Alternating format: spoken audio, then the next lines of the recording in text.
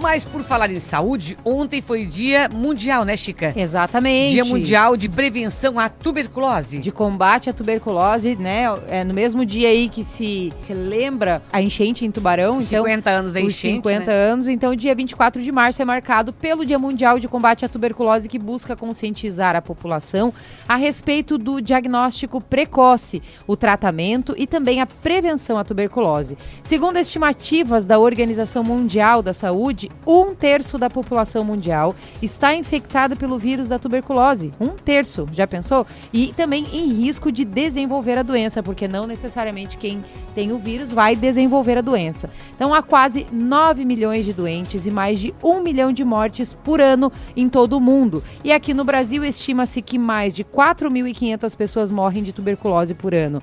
E nós conversamos, então, com a coordenadora do Serviço de Atendimento Especializado em Saúde de Tubarão, a Iva Henrique Tibúrcio, que explicou o que é a tuberculose. A tuberculose é uma doença muito antiga, é causada por uma bactéria chamada Mycobacterium tuberculosis ou bacilo de Koch. É uma doença que tem alta transmissibilidade e mortalidade, o que configura um problema muito sério de saúde pública. Por isso, nós queremos alertar a população de que precisamos aumentar os casos de detecção dessa doença. A tuberculose ela afeta prioritariamente o pulmão, por ser uma bactéria que precisa de ar para sobreviver. Portanto, 80% dos casos de tuberculose são pulmonares, que são as formas contagiosas, mas podem acometer ainda outros órgãos, como pele, ossos, rins, gânglios, pleura. E essas, então, são as tuberculoses de forma extrapulmonar, que não são contagiosas.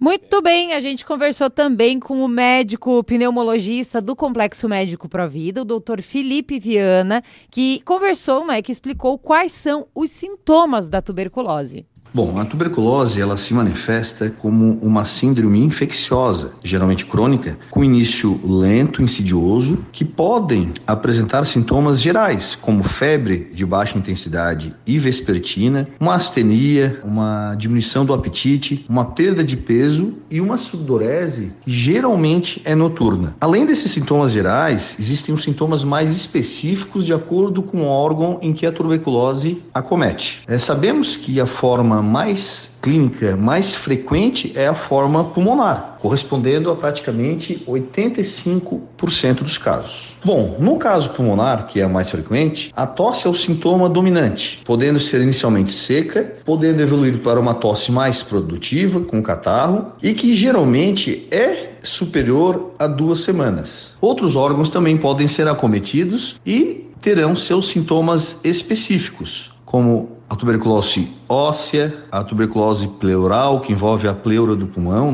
e a tuberculose ganglionar. Muito bem, a doença é transmitida principalmente por via respiratória, quando uma pessoa infectada tosse ou espirra, lançando ao ar partículas de aerossóis que podem infectar outras pessoas. O doutor Felipe ainda explica quais são os principais fatores de risco para uma pessoa contrair a doença. Quanto maior a convivência, maior a possibilidade de transmissão. Daí a necessidade de investigar os contatos mais próximos no rastreamento da doença. O contágio depende, assim, de como se estabelece a relação entre o foco e o contato, sendo os intradomiciliares, os moradores do mesmo domicílio, e os íntimos mais infectados que moram fora do domicílio. A infecção e a doença, elas são mais frequentes entre os contatos de baixa idade, os idosos e os portadores de doenças ou condições imunossupressoras, como o HIV e pessoas que tomam medicações que diminuem a defesa do organismo.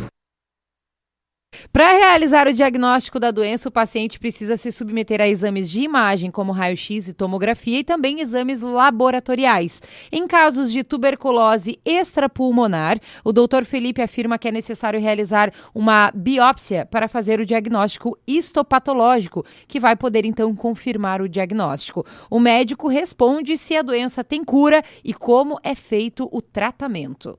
A vacinação BCG, ela tem um efeito protetor, principalmente das formas extrapulmonares, em especial a meningoencefalite, que é uma tuberculose então do sistema nervoso e que tem uma alta mortalidade, principalmente nas crianças, que está disponível gratuitamente no SUS. Ele deve ser dado às crianças quando nascem, ou no máximo até completarem 5 anos de vida. Como mencionado, ela protege das formas mais graves, da doença, como a tuberculose biliar e a meninge do sistema nervoso.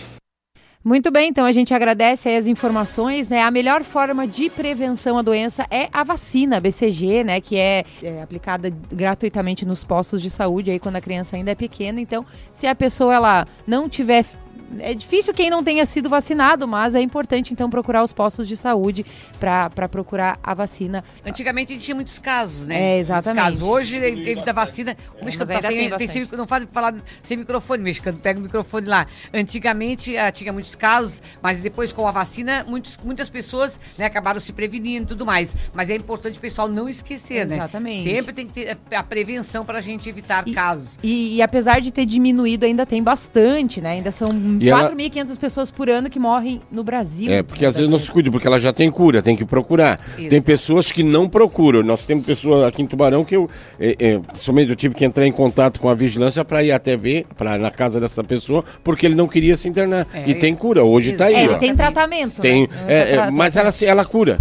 Tem Os médicos que ela tratamento, tem vacinação, tem a prevenção e tem tratamento. Isso que é mais importante, né? Exatamente. É Só isso. se cuidar.